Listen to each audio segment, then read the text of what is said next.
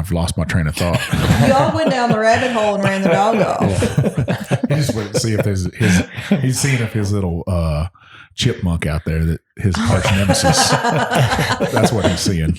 I know for 100% fact he goes to that front window like 100 times a day, and that's what's out there. There's a little chipmunk running around. Besides the birds, he don't like them birds either. What are you gonna do?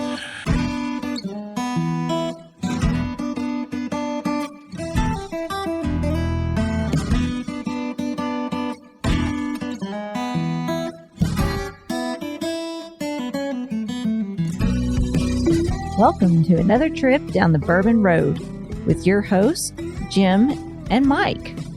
So grab a glass of your favorite bourbon and kick back. We would like to thank Tommy and Gwen Mitchell from Logheads Home Center for supporting this episode of the Bourbon Road. Find out more about their fine rustic furniture at logheadshomecenter.com.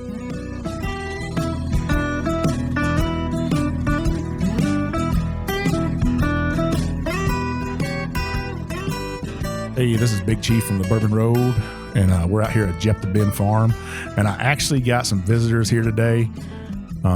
Jim can't be here because he's working, but, you know, somebody's got to make the money in that family. So I'm out here. I actually had the folks from Leipers Fork Distillery down there in Tennessee. They came up to visit me. I got Lee Kennedy. I got April Weller Cantrell. Yes, her name is Weller. That means her family's been making whiskey for a long time. And then I got Matt King, a.k.a. Forrest Gump, the runner with me. And they actually brought somebody with them. She's a Kentucky girl. They brought Ashley Barnes from the Spirits Group with her. She's a master blender. So she's working with them to, I don't know if you can improve their whiskey much more than it. It's pretty good juice. I put the cherry on top. Put the cherry on the top. That's a good way to put it. Yeah. So I see all these SUVs pull up to my house, and I'm thinking, well, who is this fool getting out with his polo on and his skinny jeans? Yeah. And as Lee Kennedy shaved his beard off, and he's got his hair pulled back in a ponytail, and I was like, man, that ain't Billy Ray. What am I going to do? Didn't even bust on him. Trying to clean up for you. So, hey, thanks for coming out today. Thanks for coming out to Jeff the Ben Farm. Thanks for having us. Awesome. Thank you. Yeah. Little couple thunderstorms driving up. As long as it wasn't a tornado, we were good. Yeah. Good. Who was driving? That's me. Lee. Is that why? Do you drive like an old man? Kind of. I mean, it's about 3 hours up here from Leipers Fork. Not too bad. Depending on traffic in Nashville. Were you running late or? We're always running late. Yeah. Well, that happens. There's a few curves in the road up here, you know. Just a beautiful part of the country. Just a couple curves. But actually, you're probably used to this kind of. Very much so. You live out in Harrisburg. I do. But you're like all over the world all the time. Pretty much, yeah. So before we get into the whiskey, which is killing me not to drink this, actually take us through your background and how'd you become a master blender? So my world started in this industry with Buffalo Trace, and I worked in quality control, did liquid quality, packaging quality, all the fun stuff. Worked with some great people out there, Harlan, Drew, Chris Fletcher was still there. He actually hired me in. He's now with Jack Daniels, so another Tennessee tie. And I learned there that I had a really unique palate, and I was able to taste things that I thought were just different, but was able to start learning what those things were. I could say, all right, something's different about this sample, but at that point I didn't know what it was until I started working with Drew, really honed in my palate and my ability, started learning blending there. And I really enjoyed blending. So as time went on, I got an offer from Four Roses, come down there and work, really hone in my ability with whiskey, specifically with bourbon, and spent 4 years there from 2014, 2018, working with Jim and Brent, and great team down there. I worked quality control with liquid, distillate to aging, maturation, projecting how things were going to age, blending, maintaining flavor profiles and products, and just really fell in love with blending even more and honed my ability there. And once I created this company with my business partner, Monica Wolf, and she's the brains behind our business and really keeps me in check because we joke, I like to keep all the puppies in the pound. And she says, no, we can't do that. So we created this company and started it. And it was then at we do whiskey judging, work with ACSA a lot. And I had several peers of mine that I look up to in the industry, been in the industry for a long time. Said, why do you not have master in front of blender? I was like, because that's not my job to give me that title. I don't want it. And they said, well, you need to. So I gave in to peer pressure and just kept trucking along. So how do you have ties to Leipers Fork? Did you contact them or did you guys contact her? I actually heard, it's kind of funny, we're on a podcast, but the first time I heard Ashley's name was on a podcast with Dad's Drinking Bourbon with John. And Ashley was working, or still does work, with Pennington Distilling down in Nashville. And Jeff Pennington and Carter, friends of mine. So I was listening to the podcast she did with Jeff and Carter and walking the audience through kind of her process and of how she was helping them really build their whiskey post maturation. So after that podcast, I guess, we were kind of in that same boat. We've been releasing some whiskey that we go and hand select once a year. And so we were finally at a point where we've been releasing some single barrel cask strengths, and we were getting ready to start marrying some barrels together. So I knew that I needed some expertise. I've got a lot of experience pre-maturation, from grain through fermentation up through distillation.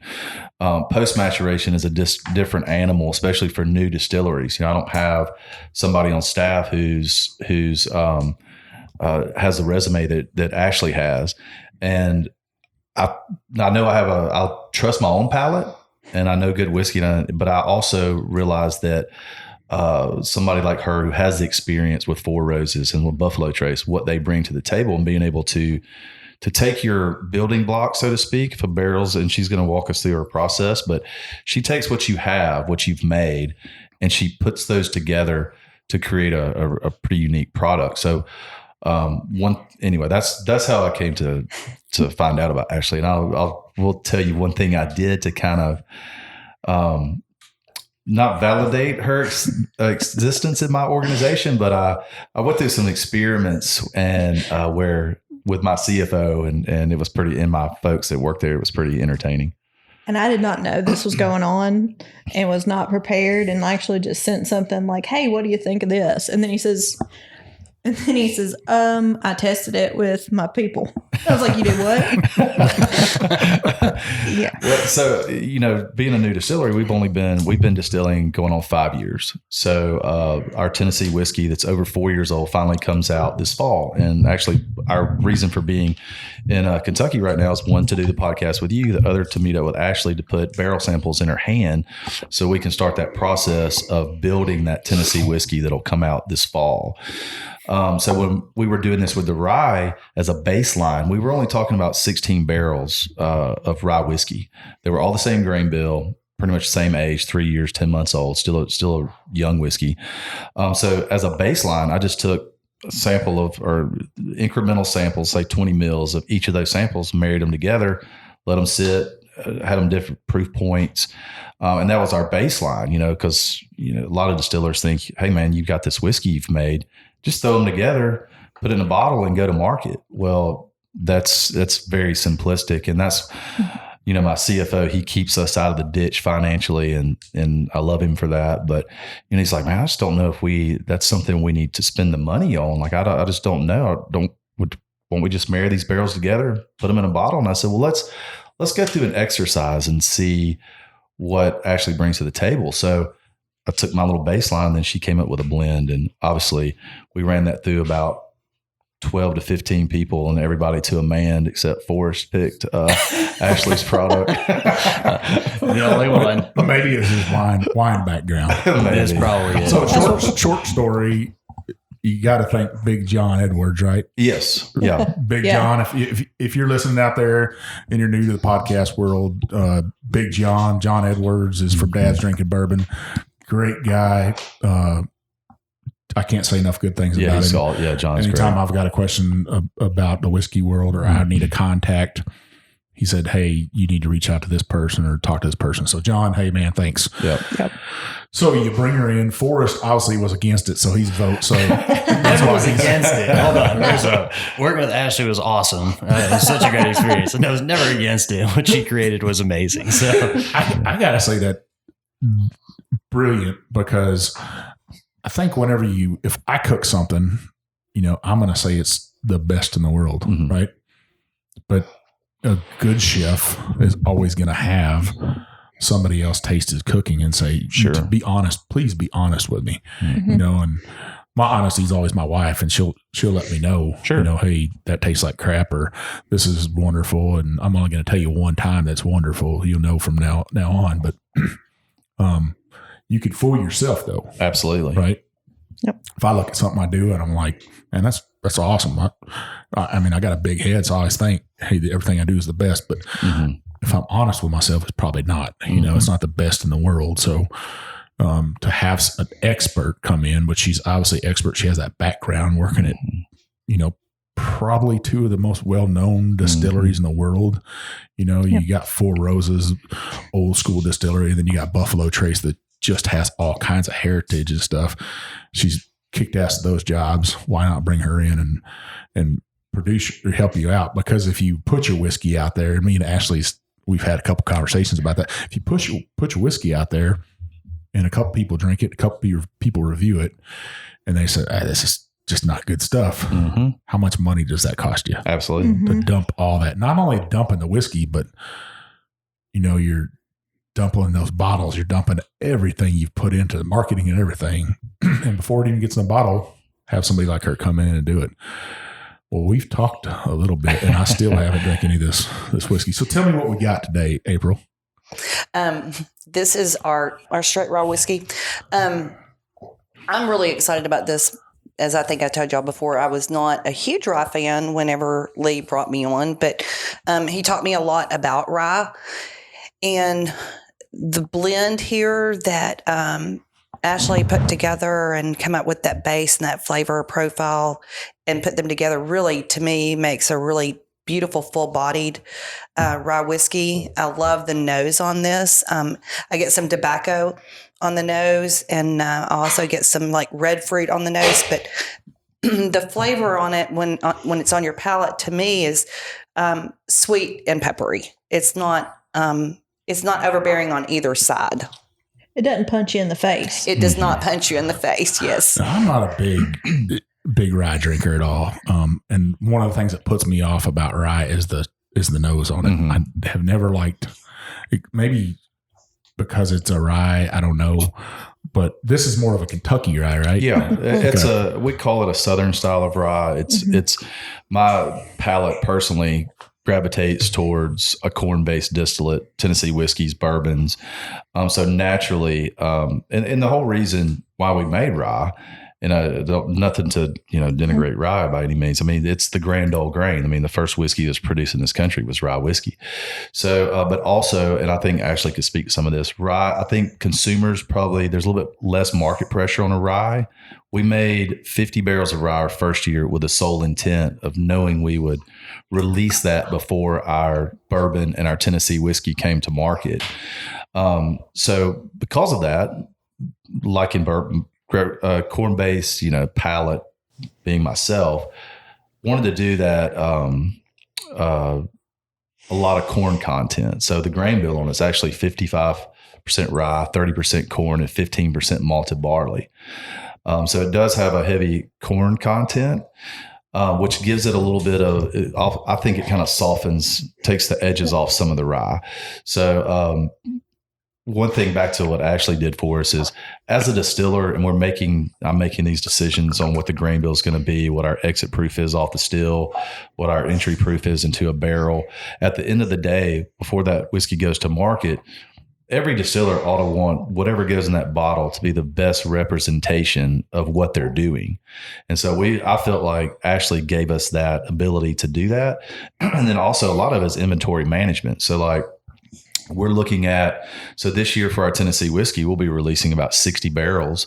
And with the goal, obviously it's a balance between integrity of product and then also cash flow and things like that. So we hold back about 25% every year for further aging and things like that. So as she's going through our barrel inventory, she's keeping that in the back of what our long-term goals are in the back of her head. So it's not only is it helping us put our best foot forward as far as the whiskey we've made in the right mix in a bottle, but also managing that inventory of barrels we have for further aging. So let's taste this. I smell in the nose. I get that cinnamon, a lot in this, but that malted barley maybe that's what I get in rye is the malted barley that comes out. Yeah, it's got a lot of malted character, but like what April was saying, there's like dried red berries in here. Dried strawberries, not fresh, dried. There is a difference, but it's really nice and rich. It's got those deep fruit flavors, and that's not very typical of a rye. Rye usually get more herbal notes, and that's one of the things I love about this is you've got that sweetness, and it's coming from the corn, but also in the style of rye as well. Well, let's taste this thing. Matt's already over there. He's almost halfway through his glass. You said let's taste it, man. Forrest, he's running. You got to keep him under check. There you go.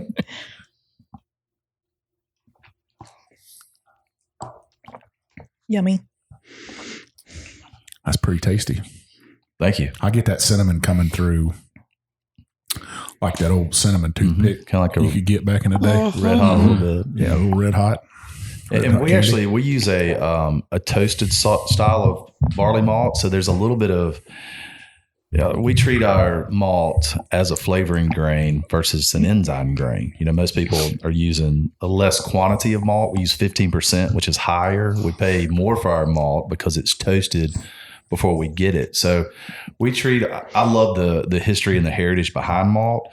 And so anyway, we use a higher content of 15% in almost everything we do, and we spend more money on our malt because we do treat it as a flavoring grain. So I think some of that sweetness that you're picking up on the malt, and then Ashley was talking about a little bit of that sweetness, I think is some of it is contributed from that malt as well. I think that's a really important point too that separates this is you're treating it as a flavor additive, and everybody should do that.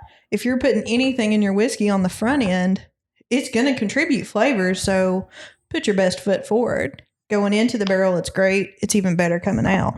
It's very interesting as a new make, like what she's talking about. You can see that. I love trying people's new make whiskey because it's, before the adulteration of a barrel, you can see what's coming off their still, what's kind of going on behind the raw distillate. And so I kind of feel like, of course, you're always proud of your own baby kind of deal. But I feel like our new make distillate is, it's a little different because of some things like with the toasted malt that Ashley was talking about. I've always said that I thought it was because on our new make, as it comes off the still with the malt, I get a lot more of a floral or an herbal scent that's like lavenders and stuff like that. And I think it's really due in part to that malt. Mm-hmm. I definitely get that malted flavor. I get that Kentucky hug going on with this rye too, though. It's down there. Yeah, it's most definitely. And the proof on that is 95. And I'll kind of tell you how we came up with that. And Ashley might think this is funny, but so we try to.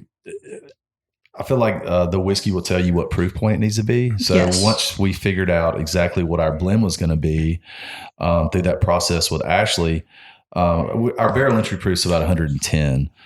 So when we were coming out, we were a little bit lower than that. But anyway, so I took the whiskey that we came up with that she helped marry together, the certain barrels and the percentages. And then we proofed that whiskey from about 105 down to close to, I think 90 was the final proof point.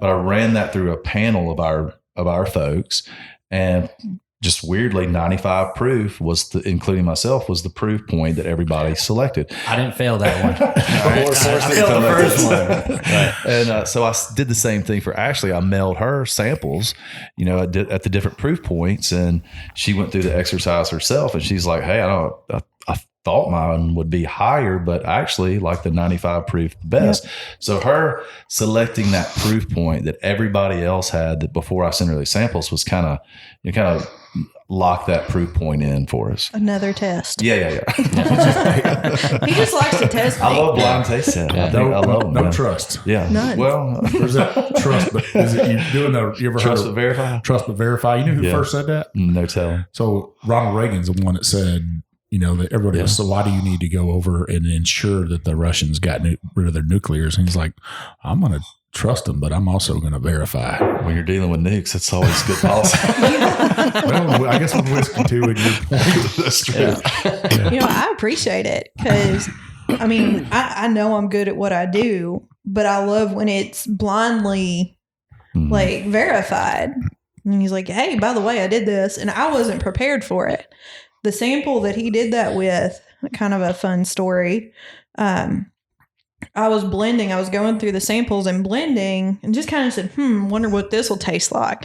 So I threw it together in a tasting glass, like a Glencairn, like what we're holding now. And I let it sit while I did something else. Came back. It's like, man, this is good. I had my husband taste it. So what do you think of this? Because he's kind of my sounding board.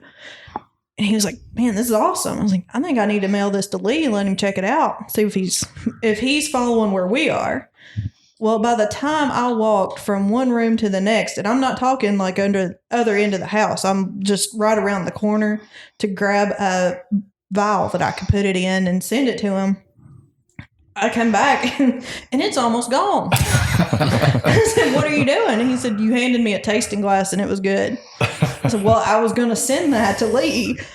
I hope I've got good notes as to what I put in it." So your assistant blender there, he's not allowed in my office. What's he called it? Besides husband, you call him the assistant taster? I'm not allowed to say what I call it in public space.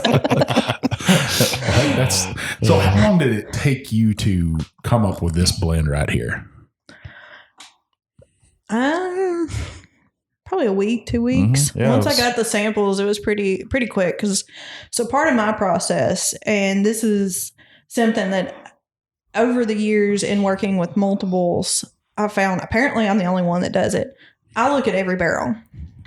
So when you're working with small batch sizes, you're 50 less barrels. I've done 100 barrel dumps and I still do the same thing. I look at every single barrel because every barrel is a toddler. Sometimes they play nice together. Sometimes they don't.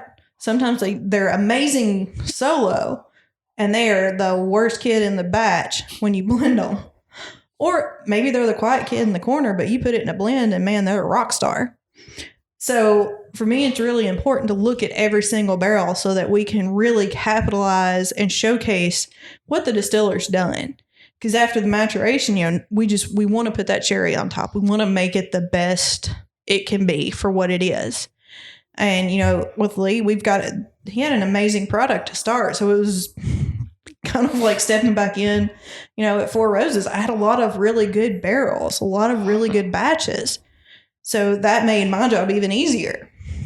And it was just finding a profile that really capitalized on that, but also keeping in the back of my mind, is this something that we can reproduce? Is it something that if I hold certain barrels back, can we, maintain this profile in the next blend? How repeatable is this? And, that's where we started. As I was looking through those barrels, I have my notes, and that's what I've got up here. Each barrel, this is a good backbone. This one's a good flavoring agent. That's what April mentioned a little bit. I had flavor blends and I had base blends. And then I took a combination of those two. And each barrel kind of fit into one of those two categories. And sometimes you might have three categories. I think with Pennington's, we had 2 or 3. So it just, the barrels decide. I just help funnel them into, okay, barrels 1, 3, 12, and 15 are all this kind of profile. It was very fascinating so before we selected what we were finally going to do, I actually came down to Tennessee, sat in our kitchen, and she walked us through her process. So we kind of got for one thing she does for us. I don't know about her other clients, but she kind of walks us through her process of what she does from a mental standpoint. And it was very interesting to see how what she was telling us bore itself out in the tastings we did with her. So, like she was talking about, she identified certain barrels that made up the backbone of the whiskey that was a common denominator. And then they were flavoring outlier barrels that and there were 2 different base blends that we looked at, and maybe 2 or 3 different flavor blends. And then commingling those together and the percentages of what we were using. I mean, it's an art and a skill set that's definitely that's hard to master, and I think it's so we're learning from her, not to replace her, but just so we know the process she's going through, so we can speak to our own product. And I hope that makes sense. Yeah. At any point, has she told you something that like hurt your feelings? No, because she's never said, "Hey, this is a terrible barrel, dump it down the drain." It's like, hey, we need to let this guy sit for a little longer, or I don't feel like there's no bad barrels. She may say there is, but yeah, she's looking through her notes. Yeah. What if she had told you that though? What if she had said, "Hey, think you need to start over"? Were you prepared for that? No. Or were you just hired? Or were you just hire somebody else? I just would have been crawling in a quarter, I guess. I know. And this rye whiskey, this is a marriage of 10 barrels, of which the sampling size for her was 16. Yeah. So we ended up taking 10 of those barrels to marry together. So there's 6 left for aging. And then of those 10, we didn't use all the 10. We were using percentages and things like that. So when we do this next deal with the Tennessee whiskey, we're going from 16 barrels to 60 barrels that she has to work with. So to me, it boggles my mind when she was talking about she analyzes each barrel. That's a daunting task. And so it's, I could see how that could get you could get lost in the weeds, very easily doing that. I could drink 60 barrels of whiskey. Hey, I had 30 some this morning before I left the house. So. How do you spit it out, or? So that is another kind of art form that you learn over the years. I take such a small amount, just enough to get a finish. I can taste, the most I've tasted in a day is about 200, and I was fine. I was not feeling it. I was not buzzed. So I just barely take enough to get the profile and the finish. And from that, I'll kind of jot down. That's what I brought all my notes here. We were talking, touch back on if there was a bad barrel. I've got a couple that say blend off. Mm-hmm. And so what I'll do is when we go back to those, I'll look at my notes, and I have notes where they're the compound and thing that I was looking at that's probably not the best. Is it going to mature out? Some of them will, some of them won't. So if we need to use that barrel, is it something that we can blend off? So my note is to blend it off. It's not likely going to age out, but it's also not going to inhibit the entire blend. And looking back here, I've got a few that needs age, and then I think 2 that say blend off. Mm-hmm. And when you say blend, I think what actually saying is incrementally blend it over time. Mm-hmm.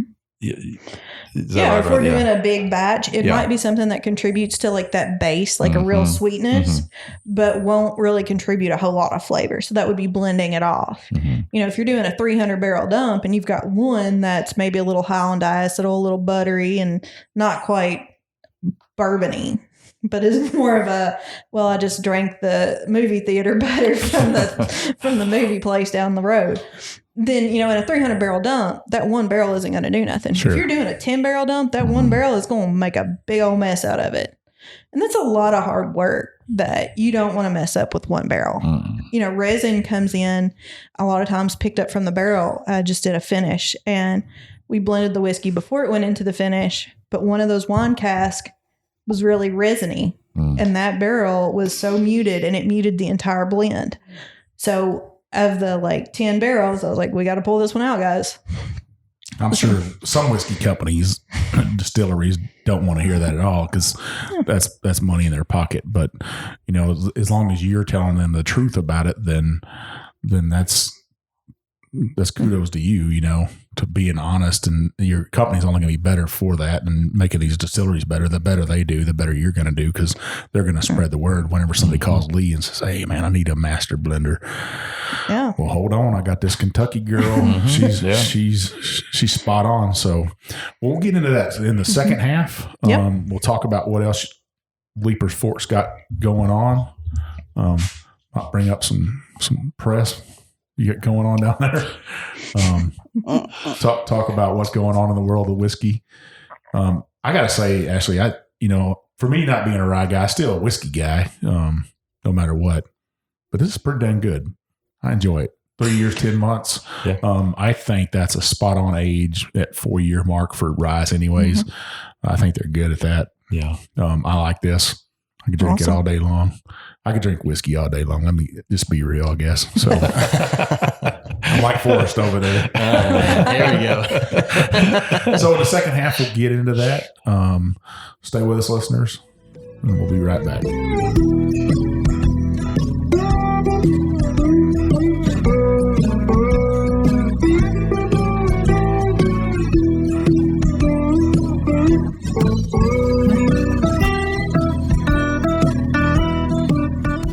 We would like to thank Tommy and Gwen Mitchell from Logheads Home Center for supporting this episode of The Bourbon Road. Logheads Home Center, nestled in the hills of Kentucky, is an industry leader in building handcrafted rustic furniture. Family owned and operated, they take pride in offering only the very best for their customers. The Logheads, and that's what they like to call themselves, are skilled woodcrafters who are passionate about creating rustic furniture for people who appreciate the beauty of natural wood. Owners Tommy and Gwen don't just sell the rustic lifestyle, they live it. And you can be sure that Logheads furniture will always be handcrafted in Kentucky by artisans who embrace the simple way of life. Logheads rustic furniture is made from northern white cedar, a sustainable wood that's naturally rot and termite resistant. Its beauty and quality will add warmth to your earthy lifestyle for generations to come. Be sure to check out everything they have to offer at logheadshomecenter.com. And while you're at it, give Tommy and Gwen a shout on Facebook or Instagram at Logheads Home Center.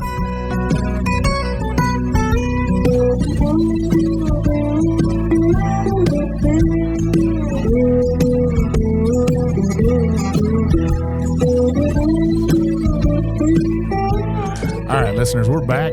We're here with the Leipers Fork crew, as I call them. Lee Kennedy, April Willer Cantrell, the Bourbon Baroness. And then we got old Forrest Gump, Matt King. And Ashley Barnes, the master blender. She's contracted them for blending their whiskeys, which was probably a great idea on your part. Yeah. Instead of just using all your employees as guinea pigs. You know, it's I don't know if this will make you go blind or not, but Try this, see what happens. yeah. So, man, it's great to just sit down and chew the fat with you guys and hear what you got going on in life. And just I love talking to other, I guess, whiskey geeks to me, because you're just as excited about it as I am, whether it be your own whiskey or other people's whiskey. You know, it's the process. I've heard all four of you say, hey, I've got to try this. I've got to try that. I got to try this. Ashley's over here grinning from ear to ear because she probably gets to try all kinds of stuff. I do. And she probably came in here and was like, look at this poor man's whiskey collection. Sad. Such a sad looking bunch of bottles. So what do we got in the second glass? So the second glass is a bourbon. And so a little bit of the story on our bourbon. When I started the distillery, I've always been a bourbon guy. You know, when I was messing around in my barn. I was making bourbon. I wasn't making Tennessee whiskey or rye whiskey. I was making bourbon. And actually, it was a wheated style. So this is a wheated bourbon. When we were going through our initial grain bills for the rye and the Tennessee whiskey, for the rye, we went through 7 different grain bills before we decided on one. And they ranged from up to 90% rye all the way down to the 55, which is what we came out with. On the Tennessee, we went through about 3 different grain bills. For the bourbon, I had one, and it was a wheated style, and it's 70% corn, 15% wheat, and 15% malted barley. Very similar to a lot of the other wheaters out there. And because it's wheated, I've kind of been. You're trying this bourbon sample right now. It's about 3.5 years old. It'll be turned 4 this coming December. But I'm kind of hell-bent on waiting till 5 years for this bourbon. Right now, it's a 3.5-year-old, so it'll turn 4 this December.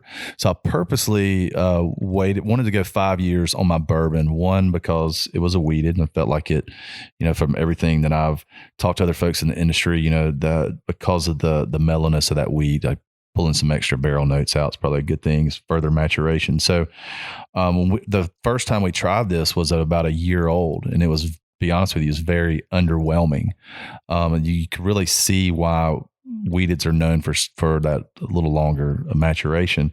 So this will be the last thing we release, and it'll be at 5 years. So you're trying it early.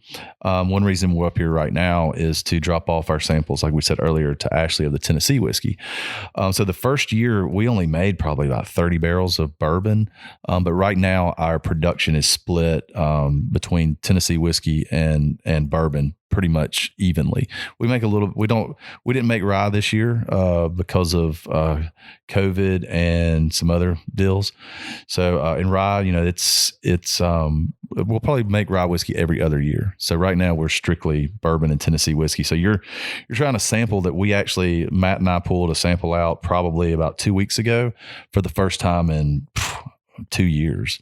So it's anyway, it's nice where it's at. It's probably we didn't proof. I think we proofed this out about 106. It was somewhere in there. I think 106.4, something like that. Yeah. And Ashley hasn't tasted this yet. No, and she hasn't. No. So, man, I'm in trouble now. Well, I have taken a sip. She has. Yeah. So, let's nose a sucker.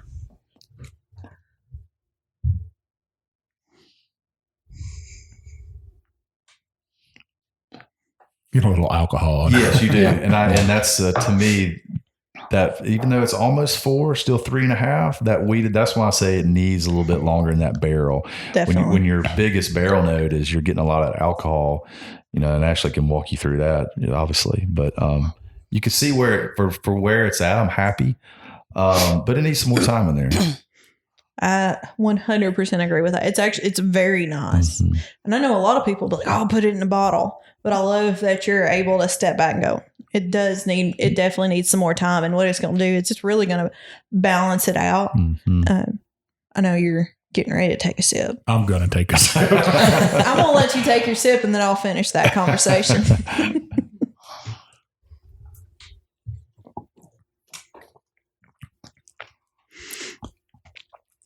All right, let's hear it. So it does have a really nice nose, but that palate's still a little thin, mm-hmm. and you can tell it's getting there. It's got the beginning stages of a really nice wheat, but it's not quite there. It's a little disjointed. It doesn't quite add up and get the balance and complexity. I'm getting a little bit of burnt sugar there, mm-hmm. and, where it is still probably young, and I can taste the wheat in there. Mm-hmm. Just, maybe you're right for the 5 years, and that's a smart move. And I think how hard is that as a distiller to have to wait that? You probably look at those books and say, man, well, to be honest with you, between the rye and the Tennessee, it takes some pressure off that. So that's the good thing. And I'm not, downgrading our Tennessee. I love it. I think it's amazing how, at almost the same age, 4 years with a rye component instead of the wheat component, it's a completely different distillate. Of course, it is going through the Lincoln County process. The reason I went with a rye style on my Tennessee whiskey, knowing that charcoal mellowing process that we employ for Tennessee whiskey through the sugar maple charcoal, it's removing a lot of those heavier fusel oils, which equate to flavor. So just as a distiller, knowing, grain bills, in my head, you go into things with preconceived notion that the rye could stand up to that charcoal filtering a little better than the wheat. Felt like the wheat would have a tendency to get lost. But it's in the grain bill on the Tennessee is 70, 15, 15, just with the same grain bill as a bourbon, just where you replace the wheat with rye. And it really makes it a drastically different bourbon. And sipping this at the same age as the Tennessee is, it's very noticeably different. Like if I set that Tennessee up next to this, it would be, it's pretty mind boggling how different it is with how that wheated needs that extra time. I don't know.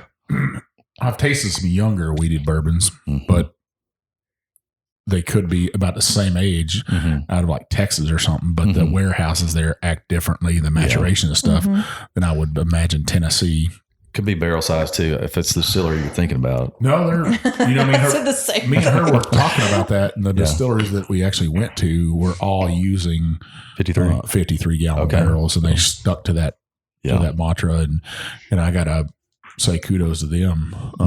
Balcones Iron Root, and I don't even know how Balcones does it, because the warehouse is there 136 degrees. Right. We're up in the fourth level of that thing, and I could barely breathe inside there. I guarantee you. I was like, and they had people trying to fix barrels in there the whole time. Up there. So, but it's just amazing to me to go to different parts of the country and see how different wheats act. And, and I'm glad to see that more companies or more distilleries are, coming out with wheated bourbons. Sure. It was the professed wheaty king of Kentucky. I want to see everybody have a wheat, even Wild Turkey down the road. I'd love to see them have a wheat, or Bullet doesn't have a wheat. So I'd love to see them have a wheat. But that's one reason I did a wheat, and actually maybe have an answer for this, but we don't grow rye that well down south, and most of your corn-based distillates, Tennessee whiskey and bourbons came from the southeast corner of the United States. So it always kind of intrigued me why rye became the predominant flavoring small grain in bourbon, when we grow wheat a hell of a lot better in the South than we do rye. I mean, we grow all of our wheat in Williamson County that we're using in our bourbon. The rye we're using is coming out of Southern Indiana. Of course, there's some guys locally now that are growing some Southern strains of rye. So maybe it was different back then. I don't know. But it's always kind of, piqued my interest of why rye became the predominant flavoring grain over wheat, knowing that we could grow wheat better in the South. I don't know. I'm not sure about when people started making bourbon and stuff. I do know there were some heirloom grains used back then, and I think Wilderness Trail they're big for that. Big on that and stuff, using the heirloom grain and stuff. Something that's grown here in Kentucky, but that was kind of lost with time. Where that, if you're a major distiller and you can buy rye cheaper outside of Kentucky, you say, I'm going to buy my rye out of, let's say, Northern Indiana or Illinois or Iowa or something like that. You're gonna, if it's going to save you thousands and thousands and thousands of dollars, you're probably going to ship it in. Sure. And that's probably why they didn't grow wheat. Plus, people just weren't using wheat and bourbon that much. Maybe they just didn't like that profile, that sweetness. Well, and also you have to think rye kind of matures a lot quicker. Yep. So it's all about the money. And that's, people are wanting to get that turnover.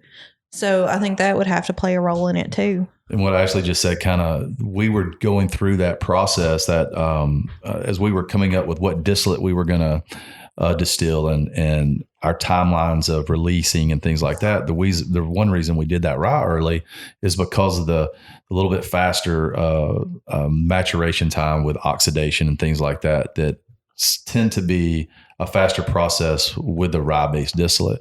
But going back to what you were talking about with shipping in grains and things like that, to me, studying some of the early history of distilling, those old Scotch-Irish guys that came into North Carolina, Virginia, South Carolina, came over the Appalachians into Kentucky and Tennessee, they were basically distilling what they could grow. So over in Scotland and Ireland, they grow barley very, very well. They did when they got over here, especially in the South, they had Native American corn. They were growing that for their cash crop. And then distilling what they had left over, in the form of whiskey. So then I guess, some of these other flavoring grains kind of morphed over time into bourbon, but they just distilled what they had on hand. Well, then you and I in in Tennessee history, when we were looking at grains, have found where rye grew in Tennessee. We just don't know what kind of rye it was. And it was, what was that, in the late 1700s, early 1800s when we found the rye? Yeah, about mid 1800s. Yeah. Do you get all into that? I do Ashley? when I can. There's a whole lot of, didn't mean to hit that. I'm a history buff. And so when I get a chance to really dig into something, I'm all about it. I haven't gotten the chance to dig into Tennessee or Kentucky history. I just recently started working with a cooperage. So I've been doing some hardcore research with that, which kind of gets my, I actually worked on my master's for a little while, decided I didn't want to spend my life in a lab in that capacity, living from grant to grant. And so I get to scratch that itch of research, and I enjoy it. I just don't get to do as much of it, I think. It's funny how similar Kentucky and Tennessee are. Before we talked about this on our last podcast when you came down to the distillery, but Tennessee had its own prohibition starting in 1910, where federal started in 1920. In 1895, Tennessee had about 322 distilleries, registered legal distilleries, according to our local newspaper. In Nashville, Kentucky had right at 400. So the size and scope of the industry was very similar. And you go back to some of those Victorian newspaper articles and things like that and ads. Tennessee whiskey at the time was actually called Lincoln whiskey. It's because down in that corner of Tennessee, they were using that Lincoln County process, the charcoal filtering, which the roots of that go back to Scotland and Ireland. People have, filtered whiskey through charcoal. Even in Kentucky, they were doing it. Just in that corner of Tennessee, they made a really big deal about it. So a lot of the guys of those 322 distilleries in Tennessee, a lot of them were making bourbon already. A lot of them were making peach brandy, things like that. So after Prohibition, the two distilleries that came back, and that's a whole other history deal of why it was only two in those two counties, just so happened before Prohibition were making Lincoln whiskey, Tennessee whiskey. So that kind of put Tennessee whiskey on the map. But all those guys in Tennessee weren't making Tennessee whiskey. A lot of those guys are making bourbon in Tennessee pre-1900. Now we're going to get an argument started here now. Oh, I know, man. I need to get Michael Beach. You need to get him on the. Yeah, he's. We've had him on here. We had that discussion of that process, and you really think about it. There's a Kentucky bourbon. Yeah, I might be wrong, but I think I'm right. Ezra Brooks, that they tried to copy that process. I think there's another one. I think there's two right now. I think as I was growing up as a kid, our winter crop, which was a cover crop to stop erosion, was winter wheat. Mm-hmm. Yep. And we talked about that on your podcast down there, where the federal government came in and did erosion control in the Tennessee and Cumberland valleys. Mm-hmm, yeah.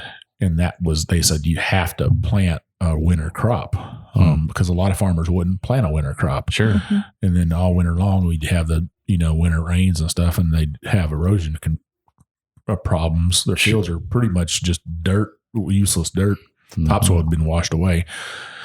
So they showed them what to grow, and I think that's what they brought in was that winter wheat, and that's maybe why you see more southern distilleries go into a wheat. I don't know that. I know, I look at the history of Williamson County. There's a guy in the mid 1800s that wrote the histories of a lot of the counties in Tennessee, and they gave their agricultural production. So even back then, Williamson County was the largest producer of wheat in the state of Tennessee, and that was in the early 1800s. I think a lot of the grain too that we consume today has, before we started getting into grain modification and things like that. Now because of that, there's certain grain. It's almost like we put things into a box. Genetically, where it might not have been like that pre-1900. Sure. Mm-hmm. Oh gosh, dang scientist! We're in a rabbit hole now. Let's make that sucker better. I just like to make it taste good. So what do you think just leaving this in the barrel is going to help it age better? Or? I think you're going to start, in another year or two, you're going to see more creaminess come out from that. You can start to see it, but not your characteristic wheat creaminess. It's getting there, but it's not there. I think you're going to see a little more fruitiness come out in it. Probably not much more sweetness, but maybe those more herbal notes are going to round off some too. I like that you said that weeded bourbons have a creaminess and stuff. I'd said that on a prior podcast that I could taste some like vanilla cream in there or something. I think like melted vanilla ice cream. Yeah. Mm-hmm. And that mouthfeel, how it feels in your mouth. Just kind of coats your mouth and stuff. And when I said it, the person we were with, they were like, yeah, are you crazy? No, you're not. But that's just my tasting notes. I have different tasting notes and stuff. And I could see the potential in this. And I got to applaud you for waiting that time. I know still, even though all you said, it still has to be frustrating to sit there and just kind of twiddle your thumb sometimes and just like, oh, man. But you know from experience that once you wait, you're going to get a better product.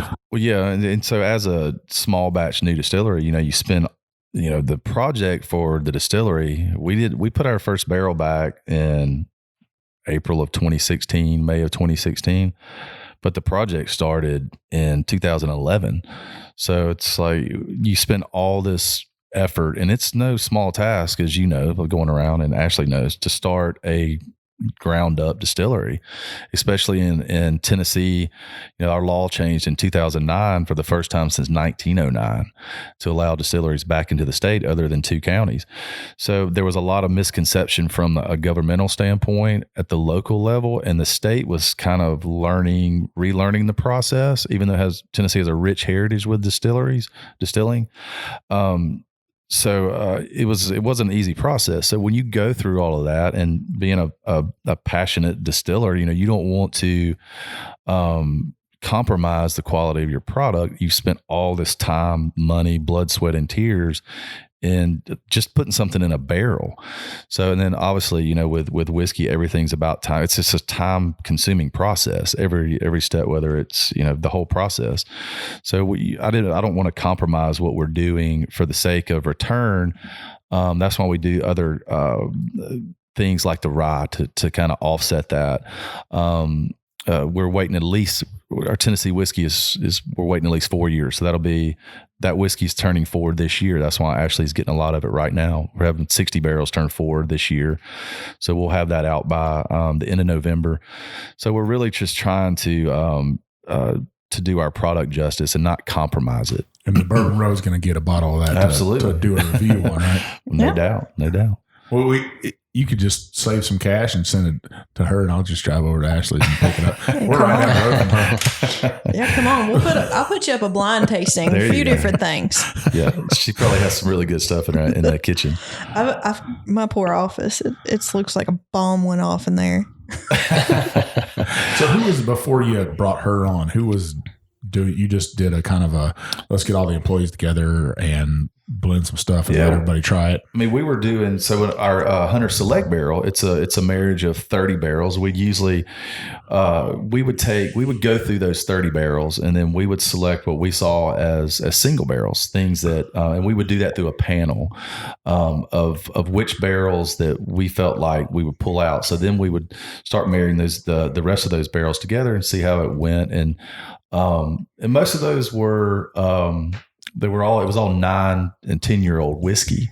So a lot different than 3 and 4. And Ashley can speak to this, but between 3 and 4 years old, especially with that rye, that whiskey is changing incrementally monthly. So it's like, it's kind of like people, a baby, that barrel is going to go through a lot of changes up to 4 years. And then there's a reason that on the Bottle and Bond Act we were talking about during the break, that 4 years was the stipulation. And the reason now that after 4 years old, the TTB doesn't require you to put an age statement on it.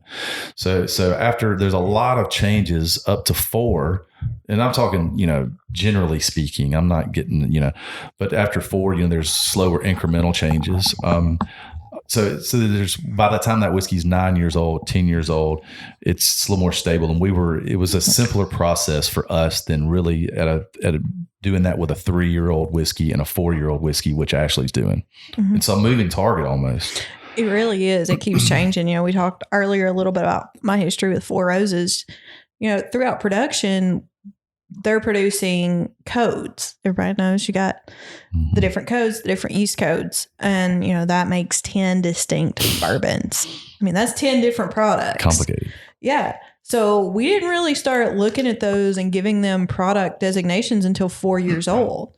I mean, most people don't like inventory days. I loved inventory, other than how much inventory we had.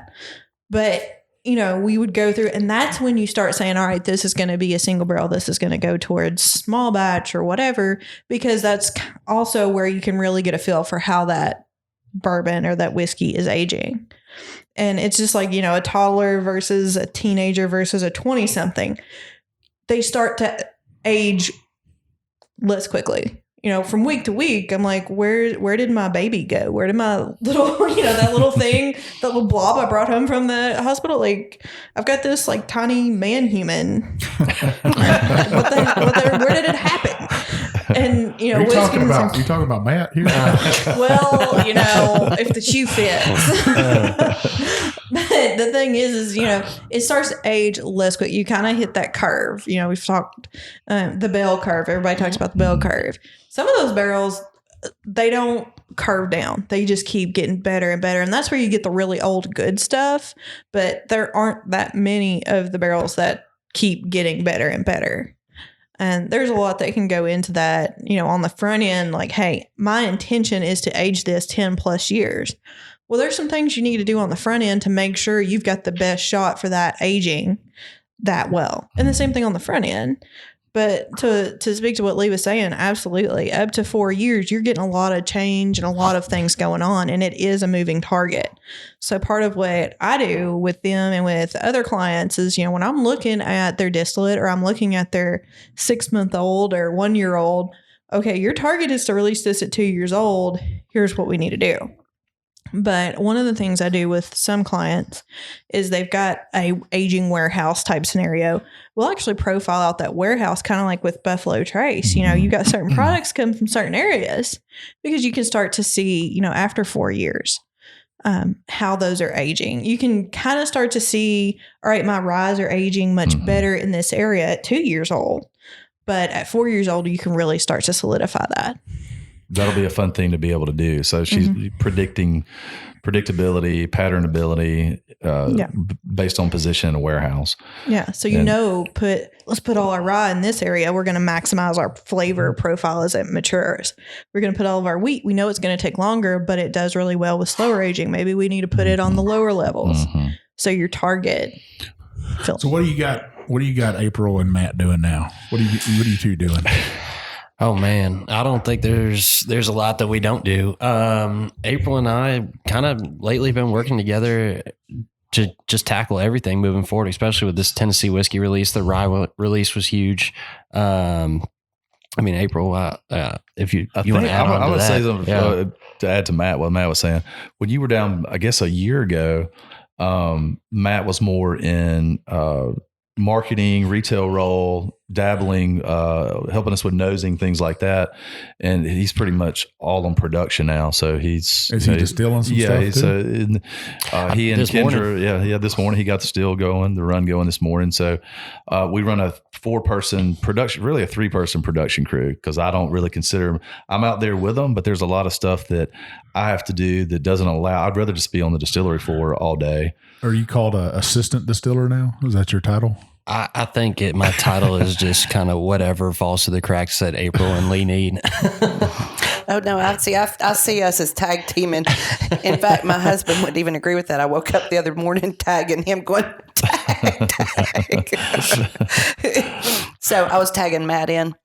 Yeah. Well, I gotta say thanks to everybody for coming over to Jeff the Ben Farm. Matt, where can we find Leipers Fork on the social media? You can find us our website www.leapersforkdistillery.com. That's Leipers Fork, F-O-R-K. LF Distillery is our Instagram. And then our Facebook is Leipers Fork Distillery. So. Now, what about what they want to find you? They want to find the Forrest Gump of whiskey. What if they want to find you personally? They'll find me at Instagram is going to be Forrest Gump.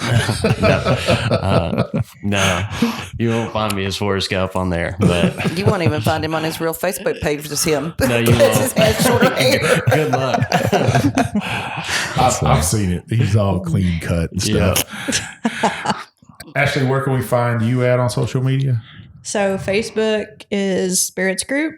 I'm also on Facebook as Ashley Barnes. I have a page on there.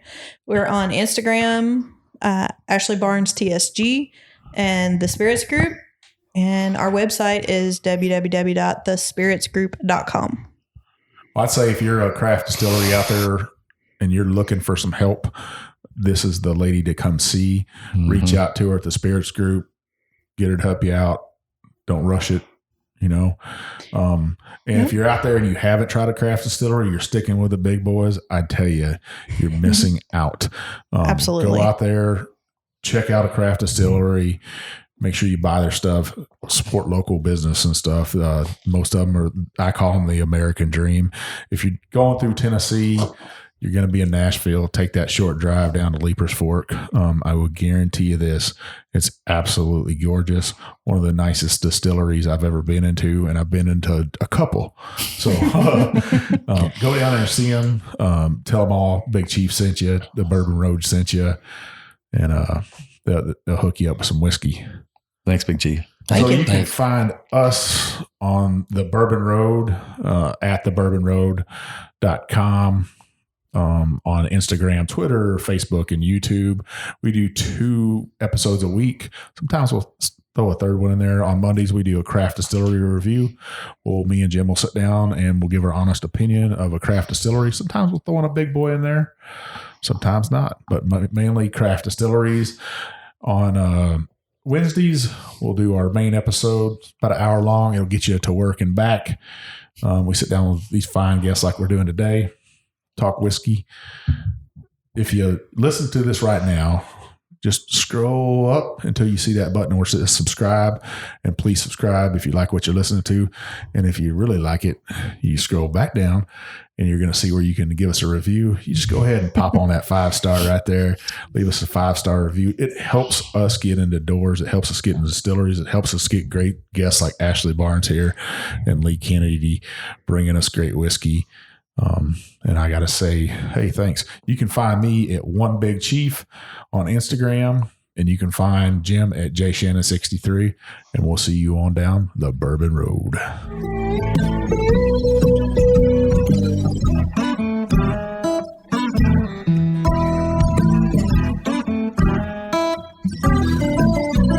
We do appreciate all of our listeners, and we'd like to thank you for taking time out of your day to hang out with us here on the Bourbon Road. We hope you enjoyed today's show, and if so, we would appreciate if you'd subscribe and rate us a 5-star with a review on iTunes. Make sure you follow us on Facebook, Twitter, and Instagram at The Bourbon Road.